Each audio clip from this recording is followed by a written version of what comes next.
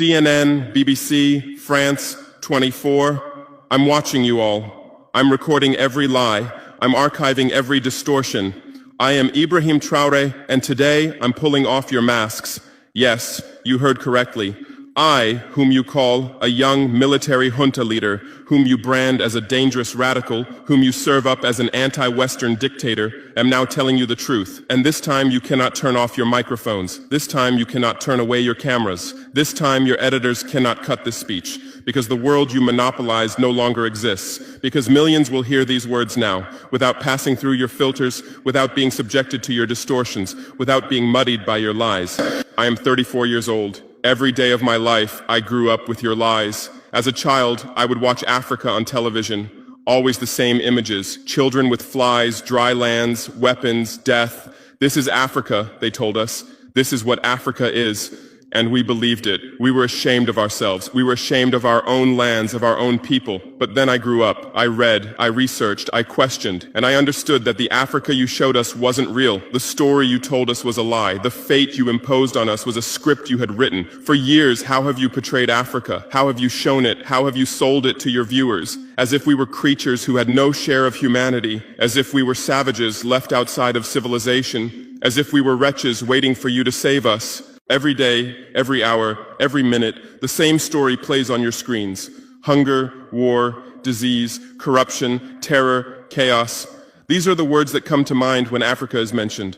In your Africa dictionary, there are no other words. No hope, no success, no development, no resistance, no honor, no pride, no victory. So I ask you, New York Times, Washington Post, Guardian, Le Monde, have you ever made Africa's successes your headlines? How many times have you written about Rwanda's technology miracle? How many times have you shown Ethiopia's reforestation project? How many times have you praised Botswana's democratic success? How many times have you described Kenya's entrepreneurial ecosystem? No, because these don't fit your scenario. Your Africa cannot be successful. It cannot, because then how will you legitimize your exploitation? If it's not in need of help, how will you intervene? If it's not backward, how will you look down on it? Have you ever asked yourselves, has any editor sitting at their desk, any news director in a meeting, any columnist at their keyboard ever thought, why are the people of the world's richest lands poor? Here are the numbers for you, real numbers. Africa owns 70% of the world's cobalt reserves. Your cell phone, your computer, your electric car won't work without cobalt. This cobalt comes from Congo, but Congolese can't afford cell phones. Africa owns 90% of the world's platinum reserves. Catalytic converters, electronic devices, medical implants, they all need platinum. This platinum comes from South Africa, but South Africans are crushed by unemployment. Africa provides 30% of the world's gold production. Mali, Burkina Faso, Ghana, Tanzania. Gold flows like rivers from our lands. But our people swim in poverty. Africa supplies 65% of the world's diamond production. Botswana, Angola, Congo, Sierra Leone, billions of dollars worth of diamonds are extracted, but our miners live on $1 a day. Africa owns 35% of the world's uranium reserves. Niger, Namibia, South Africa. Nuclear plants run on our uranium. Paris lights burn with our uranium, but our villages have no electricity. And you still ask, why is Africa poor? No, the right question is, how was Africa kept poor while being so rich? Here's your answer. Colonialism didn't end. It changed shape. You used to come and occupy our lands. Now you come and establish companies. You used to take by force. Now you make agreements. You used to rule with the whip. Now you rule with credit. Let me give you concrete examples. With numbers, names, dates, but you'll never write about these. Glencore, Swiss-based mining giant, extracting cobalt in Congo. 2022 revenue, $256 billion, a tax paid to Congo, $500 million, that's 0.2%. Is this justice? Rio Tinto, British-Australian mining giant, extracting bauxite in Guinea, 20 million tons annually. What's left for Guinea? Environmental pollution and cancer. Total, now Total Energies, French oil giant, extracting oil in Angola, Nigeria, Congo. 2022, profit, $36 billion investment in Africa, dirty pipelines, Anglo-American, founded in South Africa but now in London. Diamonds, platinum, iron, taking everything. What it left in South Africa? 6 million unemployed miners. And these are just the tip of the iceberg. What about the invisible, the secret deals, the offshore accounts, the transfer pricing tricks? Every year, $88 billion in illegal money flows out of Africa. Who writes about this? Every year, $45 billion in aid comes to Africa. Everyone writes about this, but no one says Africa is not the continent receiving aid, it's the continent giving aid. While you zoom your cameras on swollen bellies, there is a huge system working silently in the background. Every day, tons of gold, diamonds, cobalt, uranium, oil leave our land. But how? Here is the system. Step 1, create corruption, bribe our leaders, open offshore accounts, promise them a life of luxury, send their children to your schools. Step 2, make deals, get 50-year, 99-year concessions, ask for tax exemptions, be exempt from environmental rules, ignore labor rights. Step 3, control the infrastructure.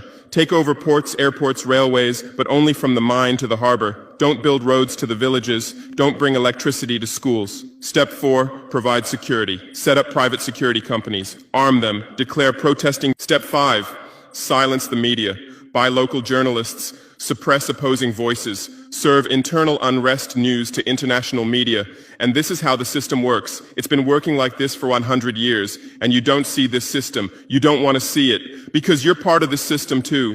Who are the biggest advertisers of New York Times, CNN, BBC, oil companies, mining companies, arms companies, pharmaceutical cartels, the companies that exploit Africa? You live on their money, you defend their interests, and what I'm about to tell you might cost me my life, but it's no longer time to be silent. France's system in Africa is the CFA franc. 14 African countries still use French colonial currency. 50% of these countries' central bank reserves sit in the French treasury. France applies negative interest to this money, so we pay France to use our own money. Through this system, France transfers $500 billion worth of resources from Africa every year. Does anyone write about this? No. But when France gives Africa 10 billion euros in aid, it makes headlines. Britain's system is more sophisticated. London is the world's money laundering center. City of London, offshore paradise. Every penny stolen from Africa passes through London. Jersey, Guernsey, Cayman Islands, Virgin Islands, all under British control. Africa's wealth hides there. America's system is AFRICOM. Africa Command, 46 military bases on the continent. Official purpose, security. Real purpose, resource control. Drones in our airspace every day, listening devices everywhere. They say fighting terrorism, but it's not terrorists, it's people's leaders who are targeted. China is the new player, says win-win, builds infrastructure, gives credit, but in exchange for what? 99-year port concessions, mining rights, agricultural lands, debt-trap diplomacy, ask Sri Lanka, ask Zambia, and you write about none of this. Why? Because you're not free press, you're corporate press, your bosses are billionaires. Jeff Bezos bought Washington Post. Why? For love of journalism? Rupert Murdoch's media empire, Fox News, Wall Street Journal, The Sun, The Times, all from the same hand, all giving the same message. West is good, others are bad. Carlos Slim is the largest shareholder of New York Times, Mexican billionaire. Where's his wealth from? Monopolized telecommunications, got rich off Latin America's back, now controls America's most respected newspaper. And you claim to do independent journalism? Who are your editors? Which schools did they graduate from? Harvard, Yale, Oxford, Cambridge? Always the same elite schools, always the same worldview, always the same prejudices. How are your reporters selected? How many languages does your Africa correspondent speak? French, English, that's all. Swahili, Hausa, Yoruba, Amharic, they don't know. They can't talk to the people. Your sources are always the same. Western diplomats, NGOs, experts, and then you come and lecture us. They killed Patrice Lumumba, January 12, 1961. CIA agent Larry Devlin confessed. Belgian mercenaries executed. They dissolved his body in acid, took his teeth as souvenirs. In 2022, that tooth was returned from Belgium to his family after 61 years. And what did you say then? Chaos in Congo. You didn't ask about the killers. You didn't investigate CIA documents. You didn't write about Belgium's crime. They killed Thomas Sankara, October 15, 1987. My hero, Africa's hope. Vaccinated 2.5 million children against measles and meningitis, planted 10 million trees, raised literacy rate from 13% to 73%, gave equal rights to women, banned FGM, ended corruption, sold Mercedes cars, used Renault 5, rejected IMF and World Bank. And most importantly, he said, we will not pay Africa's debts. We didn't make those debts. The puppets before us made them on behalf of colonizers. That's when he had to be killed, and they killed him. Who killed him? His best friend, Blaise Compaoré. With whose support? France. Want proof? Look at the Focart archives. Jacques Faucard, France's Africa Affairs advisor. Everything is written there. And what did you say? Military coup in Burkina Faso. You didn't write about Sankara's dreams. You didn't tell about his projects. You didn't show his successes. You just said, another dictator died, Muammar Gaddafi. Yes, he was a dictator. Yes, he was ruthless. But what had he done in Libya? Per capita income $12,000, Africa's highest. Literacy rate from 25% to 87%. Life expectancy from 51 to 74. Free healthcare, free education, $50,000 for newlyweds, interest-free loans for homebuyers, $5,000 for new births, gasoline 14 cents per liter, great man-made river, irrigation project to green the desert, and Gaddafi's real crime, dream of United States of Africa, African Central Bank project, African Investment Bank, African Monetary Fund, and most dangerous, gold dinar, refusing to sell oil for dollars. October 20th, 2011, lynched in Sirte, Hillary Clinton laughed. We came, we saw, he died.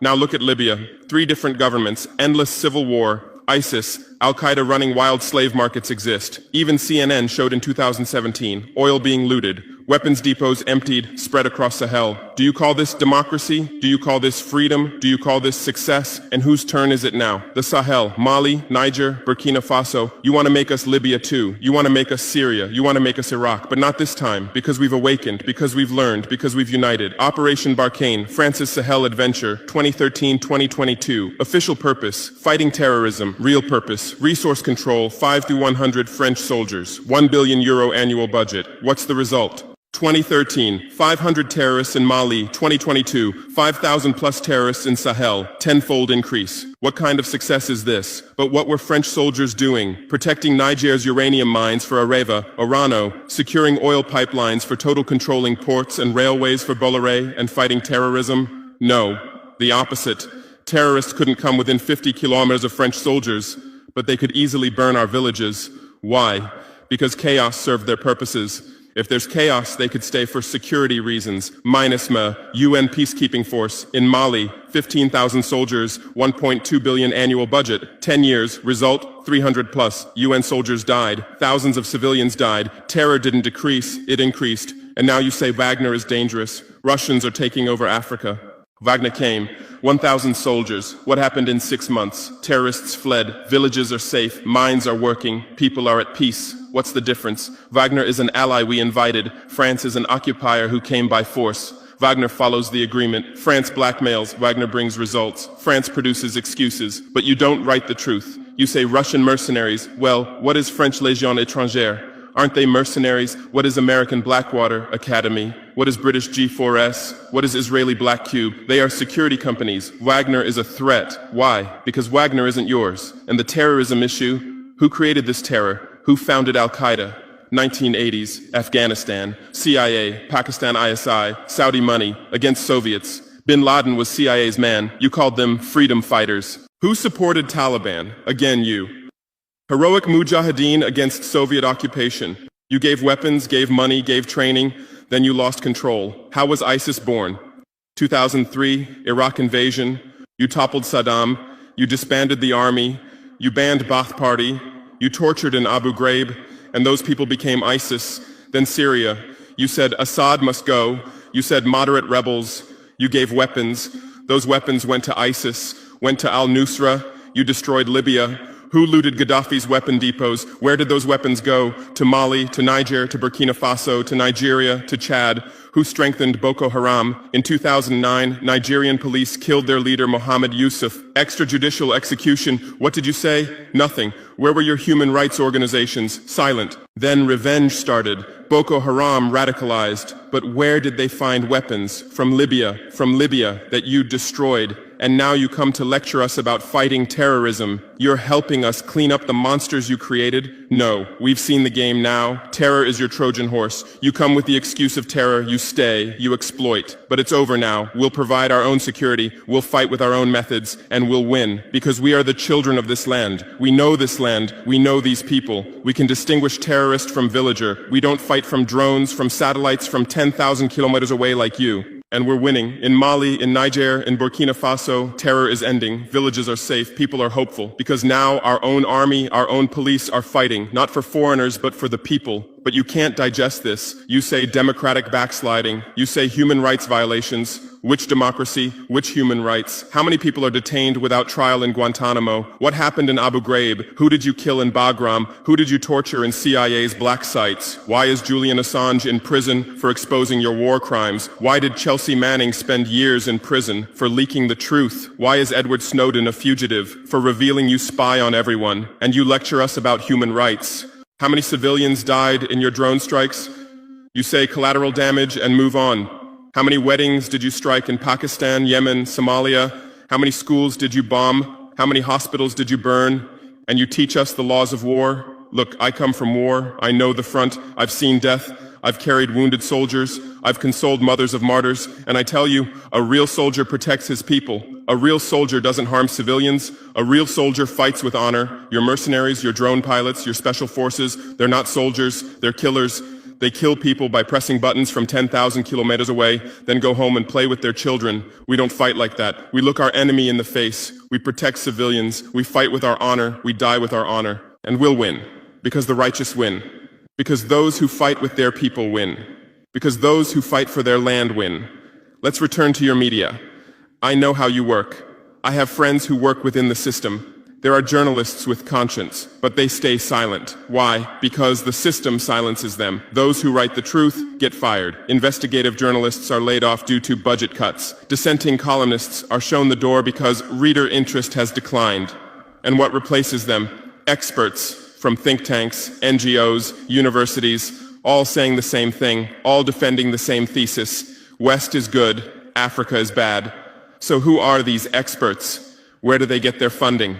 National Endowment for Democracy, NED, American democracy exporter, CIA's legal arm, has fingers everywhere, funds opposition, directs media, creates civil society. Open Society Foundations, George Soros's organization, says open society, but open for whom? Open to what? Open to exploitation, open to intervention, open to manipulation. Ford Foundation, Rockefeller Foundation, Bill and Melinda Gates Foundation, all in Africa, doing aid. But what do they get in return? Control, data, influence. And your media is their trumpet. You headline, Gates is saving Africa. But you don't say, how many African children were paralyzed by Gates's vaccine trials? How many farmers committed suicide because of Monsanto seeds? You're masters at storytelling, but always the same story. White savior. Remember Live Aid? 1985. We Are the World, charity concert for Africa, millions raised. What came to Africa? Corruption increased, dependency increased, but it was a great story for you. Bob Geldof became a hero. Musicians looked conscientious. Viewers felt good about themselves. Africa remained hungry. Remember Kony 2012? Viral video. Stop Joseph Kony. 100 million views. Result? Kony is still free, but the video maker got rich. Invisible Children organization collected millions. What came to Uganda? American soldiers. And you present these as success stories. Angelina Jolie, Madonna, Bono, all Africa volunteers. They come, take photos, adopt children, leave. And you say, interest in Africa increased.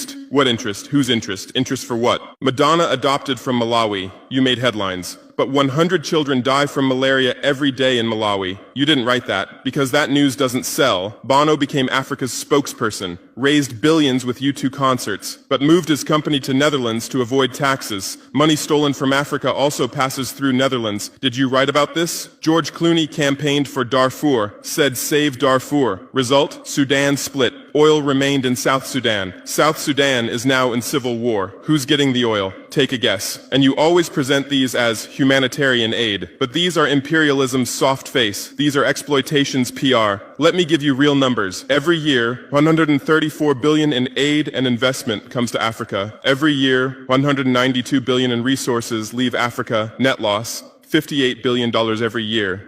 But you only write about the incoming $134 billion.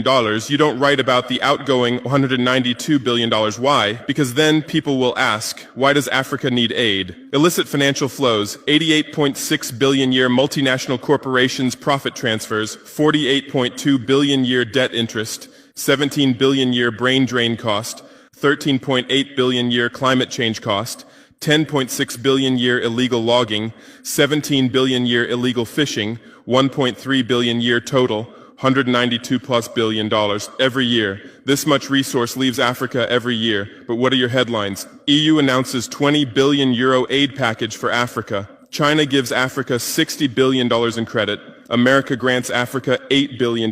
People read these and think how generous they are, how charitable, how ungrateful Africa is. But the truth is the opposite. Africa is financing your standard of living. Africa is subsidizing your prosperity. Africa is making your technology possible.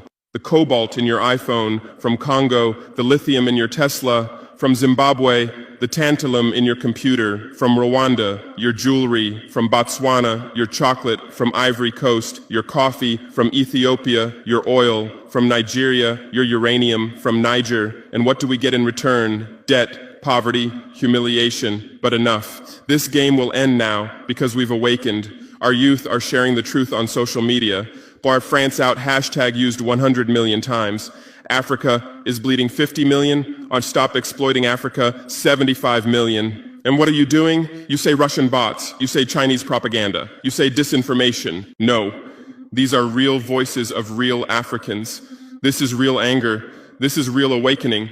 There are millions of youth on TikTok, videos celebrating French soldiers leaving, images applauding Wagner's arrival, content explaining the truth on Twitter, Instagram, Facebook. The same voice everywhere. Enough! And you're panicking because you're losing control. You're losing the narrative. You're losing the monopoly. You established fact-checking organizations. Africa Check, AFP Fact Check. Who funds these? Facebook, Google, Bill Gates. The same system again. What are you checking? Whose facts are you defending? We say France exploits $500 billion a year. You say false. Only $440 billion. As if that changes the situation, as if 440 billion is little. We say Wagner has been successful. You say Wagner violates human rights. Well, what were French soldiers doing? Bombing Fulani villages, arming Dogon militias, accidentally striking weddings. Your hypocrisy is so obvious that no one believes you anymore. Remember what Anderson Cooper said on CNN? Democracy is declining in Africa. Which democracy, Anderson? Your democracy? America's democracy? Your Capitol riot, January 6, 2021. You said, attack on democracy. 5 people died. Our Sankara assassination, October 15, 1987. You said, internal matter. 1 person died. But that person was the hope of 20 million people. In your elections, corporations fund candidates, lobbyists write laws. You call our elections rigged. In your country, police kill blacks. George Floyd, Breonna Taylor, Ahmaud Arbery. You lecture us about police violence. On BBC, Kasia Madera presents Africa News. Polish origin. How many years has she lived in Africa? How many African languages does she speak? But every day she speaks as an Africa expert. Africa is like this. Africa is like that. On France 24, cameramen, editors, producers, most are French. Even Africa correspondents are mostly French, and they do objective journalism. Even Al Jazeera. Qatar funds it. What business does Qatar have in Sahel? But every day they report Sahel crisis. Whose crisis are they telling? Deutsche Welle, Voice of America, RFI, all state media, all propaganda tools.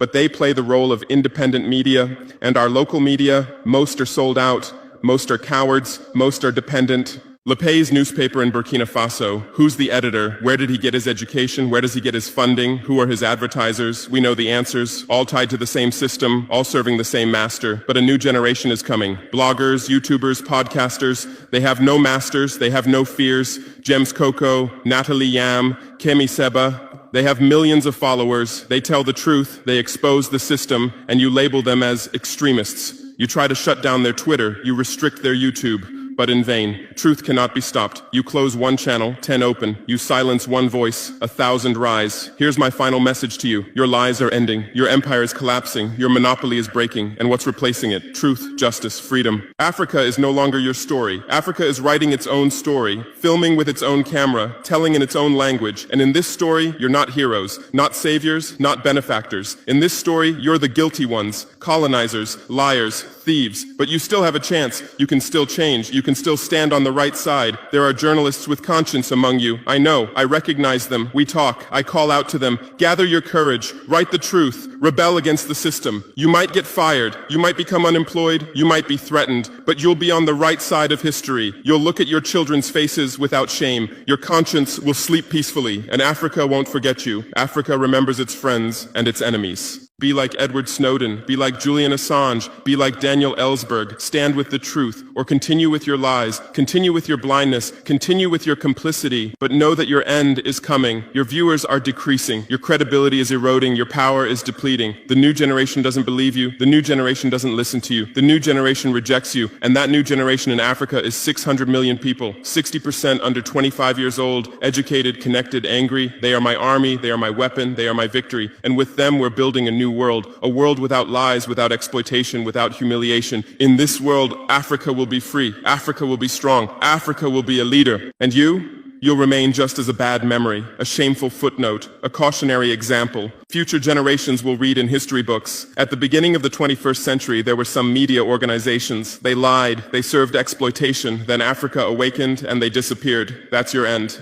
Inevitable, unchangeable, certain. I am Ibrahim Traore, not Burkina Faso's leader, but its servant, not Africa's dictator, but its child, and not your nightmare, but your mirror. Look well at this mirror. See yourself, see your lies, your hypocrisy, your crimes, and prepare, because Judgment Day is coming. Africa is awakening. The world is changing. Justice is manifesting. And you'll just watch. You won't be able to do anything else. Because history is on the side of the people. Truth is on the side of the oppressed. God is on the side of those who persevere. And we persevered. We persevered for 500 years. Now it's time for victory. Your lies are finished. Your masks have fallen. Your game has ended. Africa is free. Africa is strong. Africa is victorious forever.